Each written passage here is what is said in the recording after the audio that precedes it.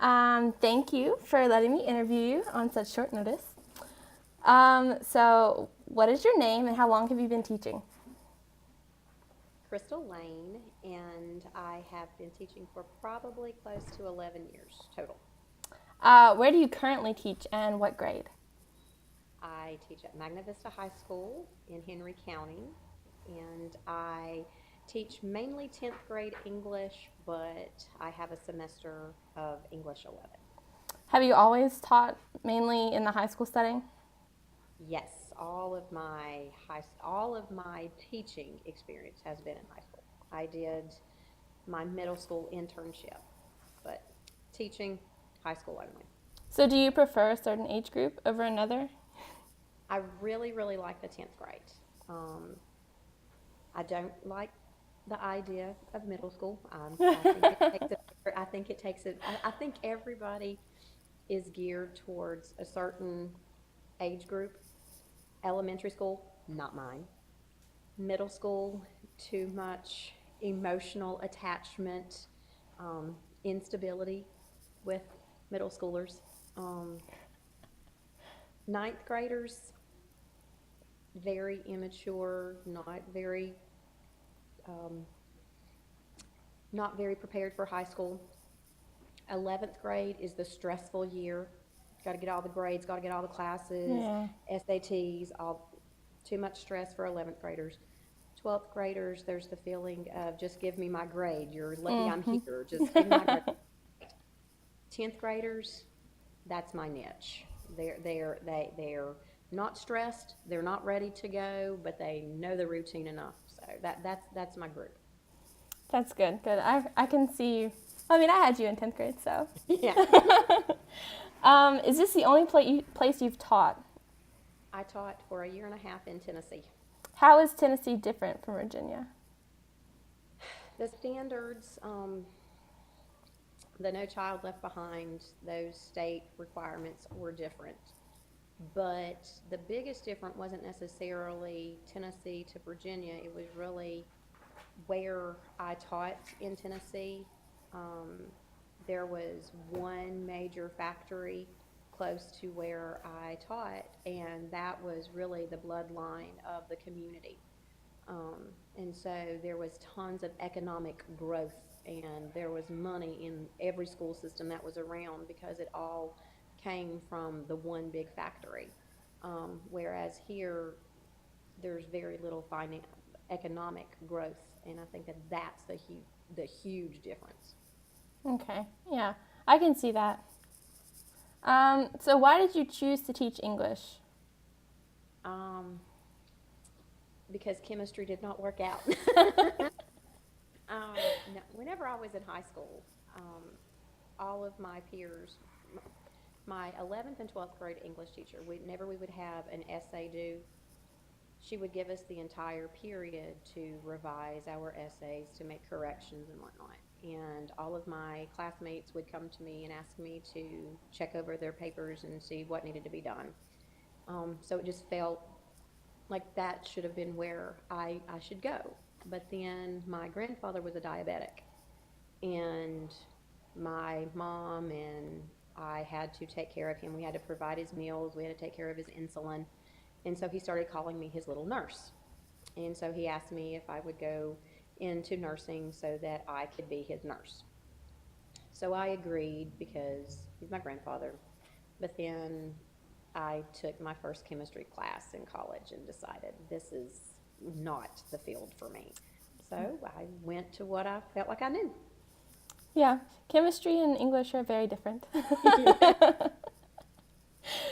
So is there any part of the English curriculum that you prefer to teach? Um, what I, like I said, the 10th grade Mm-hmm. curriculum I really like. Um, I love British Lit. I love teaching the old British Lit. I love Beowulf. I love Canterbury Tales. Um, I actually like teaching Shakespeare once I once I learn it. It's easier for me to teach it once I fully have it grasped from every area. I remember doing Shakespeare in your class, Julius Caesar. Yes. Yeah. Okay, so if you could only teach one book for the rest of your career, what would it be and why?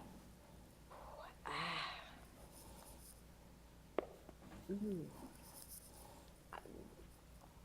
Maybe Fahrenheit 451. Just because it's about burning of books, and that's burning knowledge, and it's burning history, and it's what our world would be like without books. Yeah. And how, and here we are, we're doing this, um, so far away from each other, and that's kind Yeah. of where, I mean, that's where technology is going. And so the Fahrenheit 451 kind of, even though it was written so very long ago, so far into the future, he's wrong, but he's right. Yeah. My class never read that, and I wish we had. Yeah, Things fall, we read Things Fall Apart, didn't we? we read Things Fall Apart, and we read Night. And, Night. yeah. I wish we had read Fahrenheit 451 in my class. I'm sorry. It's okay. I can still read it. So, do you feel like the SOLs are restricting when it comes to teaching? How so, if they do? Yes, yes. I definitely feel that they restrict. And I think that for me, I see it most when I'm trying to teach maybe sentence structure, or, correcting sentences with my students, or correcting paragraphs. And I try to tell them, okay, we need to put a comma here because, and then I'll say words like conjunction, and they have no idea what I'm talking about. And the reason why they have no idea is because when they should have learned these things ever so long ago in elementary school, the SOLs don't test them on the 8 parts of speech Yeah. or sentence structure. And so when the SOLs don't test them on it, the teachers don't teach it, and therefore the students don't know it. And that's fine and good in elementary school, but here, in high school, when I'm saying, okay, well, we need a comma whenever we're separating two complete sentences. Well, what's a complete sentence? Mm-hmm. Well, it has a subject and it has a verb. What's a verb? And so it becomes very, very difficult to teach things when SOLs have prevented all components of learning to actually take place. How do you think your teaching specifically would be different if there weren't SOLs? Oh, I felt like I could breathe. um, I, I don't mind having the framework. I think that's great. I definitely think that we have criteria that we need to teach and that the students need to learn. But I feel like I could be a little freer in my approach. I feel as though I wouldn't have to say, your SOL is next month, your SOL is next month, which I think would, reduce their stress level. It would reduce my stress level. And I feel as though if we didn't have to throw out SOLs, the students might be a little bit more inclined to want to learn. Mm-hmm. Yeah, I know a lot of students don't really care about the SOLs or learning. Well, Not and at all. that's really what it comes down to. When the students don't care. I've asked on a scale of 1 to 10, how many of you think passing my SOL is an 8 or above? I had several to not even raise their hand, that they didn't even think it was an 8 out of a 10. And that's sad. It's really sad. What's the most rewarding part of your job? Ooh. The look of, I got it. Or when students actually tell you, oh, it's that simple? Yes, it's that simple. So those aha moments, that when you teach something and they get it, that's the greatest reward. What's been the hardest aspect of teaching, though, for you?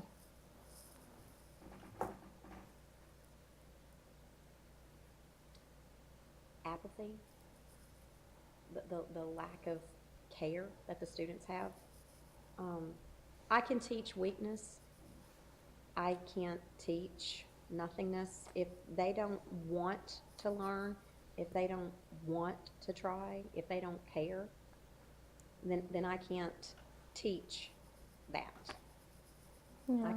I can work on weaknesses, but if they're there just to be a warm body because state and law requires them to be there, and they're just buying their time. That's the hardest part. So does teaching meet all of your expectations? Did you have like a set of expectations when you first started? Um, I love teaching. I really love teaching, and it has been, honestly, up until this year, I've felt very satisfied. This year has been a most difficult year for me, um, and probably if I could take away this year, I would feel extremely satisfied. If this year, if I could erase it from my memory, I think I would, everything that I wanted to achieve. I feel like I could do it. So is there And something different about this year? Like Um, just overall? Is it the students or? my students this year are far less interested. My students are um, far less motivated than I've ever seen a group of individuals be. Um, and this year, my school is on academic review.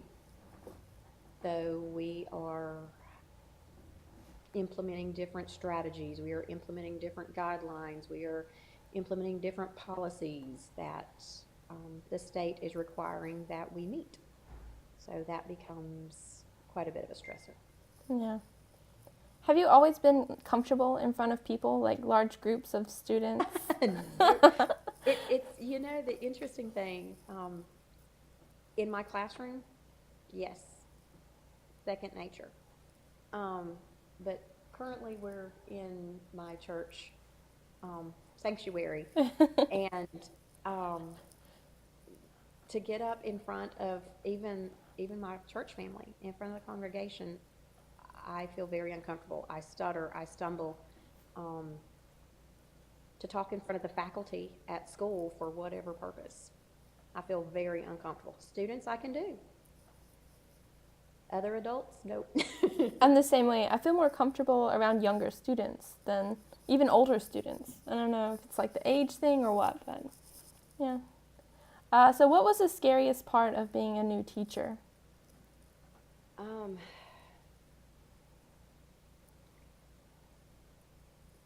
maybe, possibly, just preparation. Mm-hmm. The feeling of making sure that I was ready each and every day. That, you know, now if I'm teaching the same material, okay. But even if, like this semester, I said I'm teaching English 11. I haven't taught English 11 since 2005. And SOLs have changed since then. Our textbook has changed since then. So I feel very unprepared. I don't feel comfortable with 11th grade just because I feel like every day what am I going to do tomorrow? What am I going to do tomorrow? So for me, that's the biggest, you know, that's the struggle. That's the fear, is the constant, am I going to give them what they need? I can't look, you know, 2 months down the road because all I need to do is get my plans for tomorrow. Mm-hmm. If there was one piece of advice you could give to a new teacher, what would it be? Take every day as a new day. Don't walk into the building thinking about what happened yesterday. If yesterday was bad, what can you do today to change it? That's good advice. I'll have to remember that.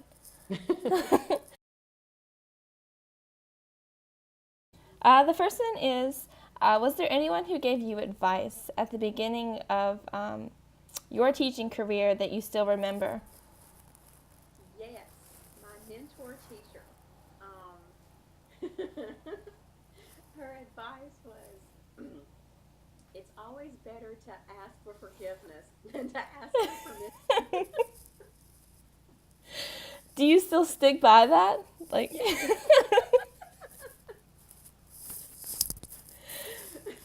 so you would give that advice to a new teacher too? Yes, I kind of do.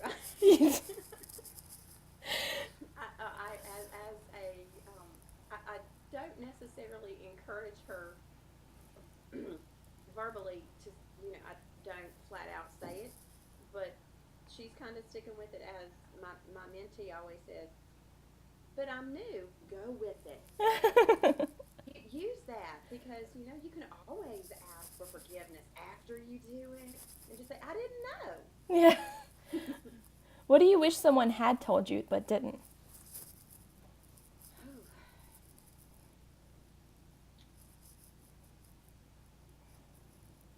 I don't know. I mean, I think part of the experience overall is learning on your own.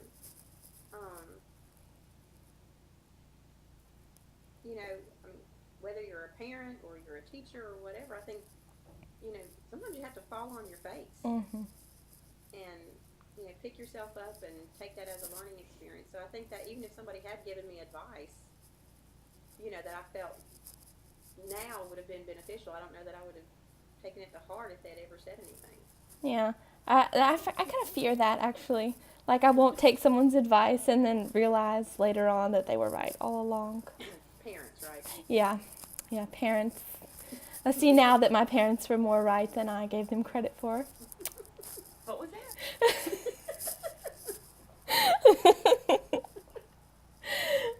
So what was your first day of teaching like? Well, in my own personal classroom, um, my personal class, when I actually started teaching, it really wasn't that bad. And it wasn't so much of a memory. I think because the adrenaline was pumping, um,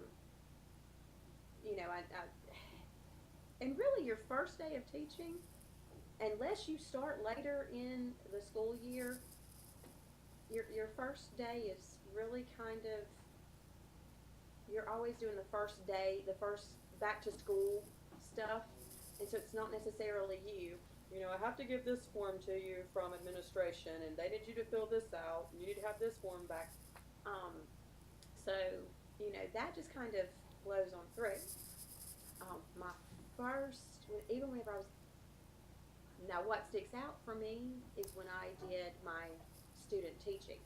My first day of actual teaching for my student teaching experience was on 9/11. Oh. Yeah. Um, so that is something that has always stuck out in my head was because I had planning first block and then my first teaching experience in the second block. Well, during planning, that's whenever things started showing up, with the towers being attacked. Um, so that was really hard.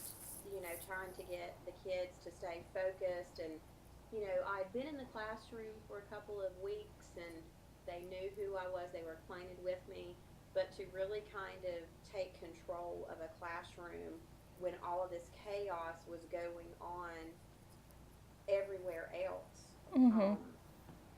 That for me, I mean, first day in the classroom being licensed was nothing compared to that day. So overall, your in-class experience is different from like practicum experience. Yeah, Yeah. because you've got my, you had your mentor teachers there with you. That if something were to go wrong, they were there. Um, and if the students misbehaved, or even the students almost were behaving just because Miss Bogart's behind you. you know, um, so there is. I mean, there's that safety that your mentor teacher is there, and when you walk into your classroom, once you're done and it's your classroom, you've been hired to create the lessons. You've been hired to maintain classroom management. You've been hired to take care of the discipline within your room, and you are responsible for their learning. That's something completely different. Yeah. A whole different realm of responsibility that is now before you. It makes me nervous to think about that because of the age gap, or I guess lack thereof, between, especially like being a young teacher. You know, I will honestly tell you, I started teaching definitely when I was younger, and it wasn't that bad. The students are more likely to connect with you, and you're more likely to connect with them in your younger age than now. For me, um, the difficult part is to make sure that even though you're within that close age gap, I mean that you have such a small age gap, you have to make sure that you're the adult in the classroom, you're the responsible Mhm. one, and that honestly will get some new teachers into some trouble because while they are close in age and you do have that age link and you have that interest link that's more so that's closer than what I would have with my students because what my students listen to now is not what I listen to. Um, but I think that sometimes young teachers tend to not draw a line. It's okay to have the same interests and but there is that line of professionalism that unfortunately a lot of teachers cross over. Yeah, especially, being younger. I've had teachers who've been trying to be my friend more than a teacher. Yeah. Yeah. So how have you changed as a teacher from your first year until now? Well, definitely, the whole connection. I don't connect with my students because what they're going through is not where I am in life. I have children now, and that definitely puts your world into a whole new perspective.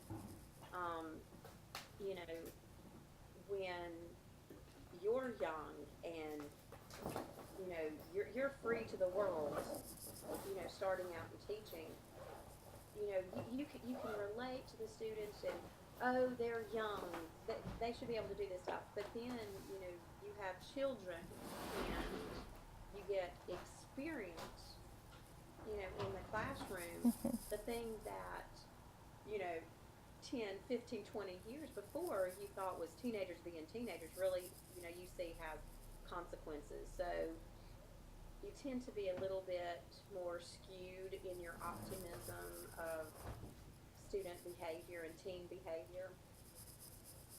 Yeah. I hope I can see that when I'm after a few years. I hope I can. I don't think honestly, Taylor, I don't think that you have to wait a couple of years. I think that you are definitely mature enough and wise enough that you know what teenagers today are doing is not in your realm. That's not you, and so you can look at them going, oh, they're just being teenagers. With as opposed to, well, they're just being teenagers. You find it more as an excuse more so than it being a reason as to why they're doing it.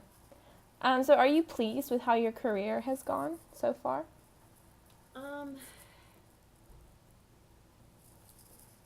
Aside from this year, I think my career, yeah. Um, I the only thing that I would really like to do in my career is my ultimate fantasy. My ultimate fantasy job would be to do kind of what you're taking the class for.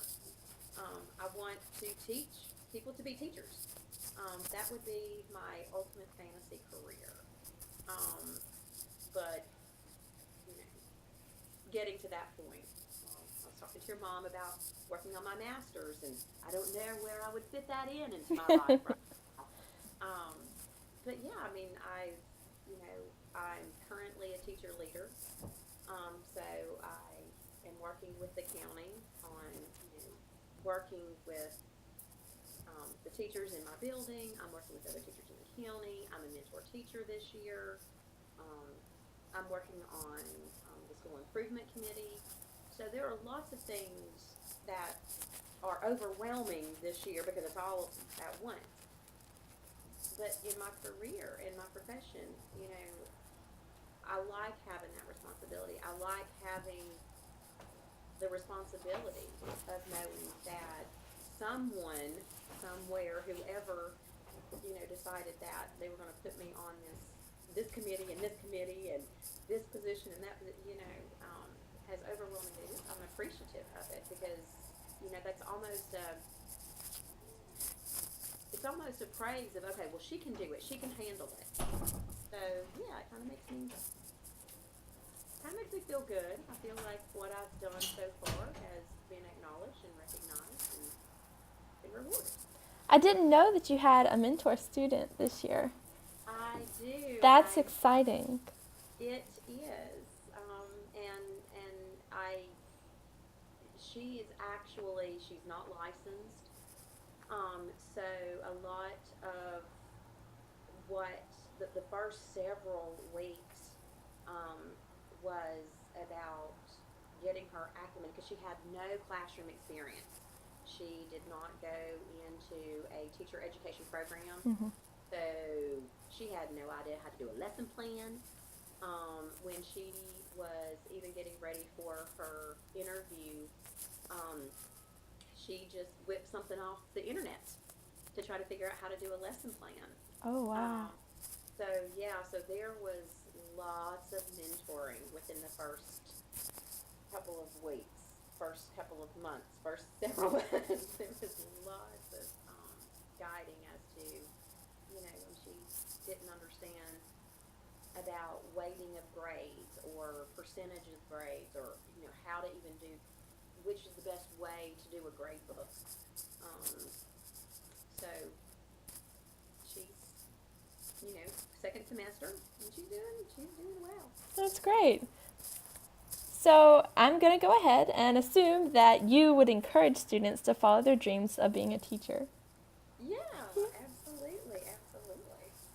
Why? Thank you, Taylor. Go stop. I won't. I can't stop now. Almost done. Go stop.